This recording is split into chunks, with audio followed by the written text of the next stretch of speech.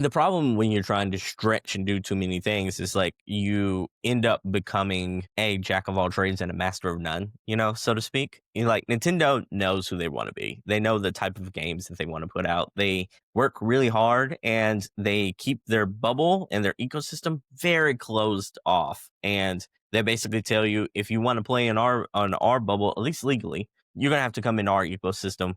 We make the rules and we publish exclusive games. PlayStation kind of doing something similar, even though they're putting a lot of their games on PC now. They're at least pushing an ecosystem, but also really hitting hard with these high budget, high quality AAA first party games as well.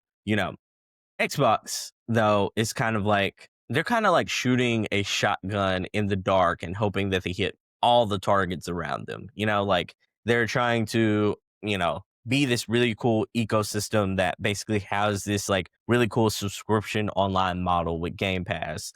They're trying to also be a first party manufacturer and also like a third part and the biggest third party distributor in video games in the world. And then they're also, like trying to be a hardware company. So it feels like they're stretched out all kinds of different ways. And the problem with all this is gamers, they don't think in ecosystems. They think, especially when the ecosystem is all over the place and also unfocused. When Nintendo kind of has their own brand, they do their own thing. They also have a way, for the most part, of trying to keep things on the semi-affordable side. They're a little bit for their britches right now with those 90, 80 and $90 games. Let's be honest there. But Nintendo knows their fans and they kind of hone in on their respective vision.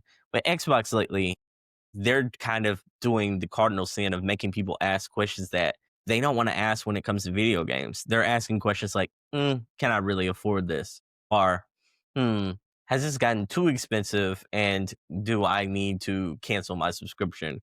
Or, how bad do I really want this? Or, even in the case of Game Pass, the question they do not want to come up and it's coming up in a lot of different people's minds are, hmm, do I play enough games to make this subscription absolutely worth it? Yeah. Is it worth the value? So yeah, right now raising prices while losing exclusives and delaying big games, that's a tough sell. That's a tough sell to your fan base. It creates a narrative, fair or not, that Xbox is drifting, that Xbox isn't sure what it wants to be. And when gamers sense uncertainty, they tend to stop spending, and that's the worst case.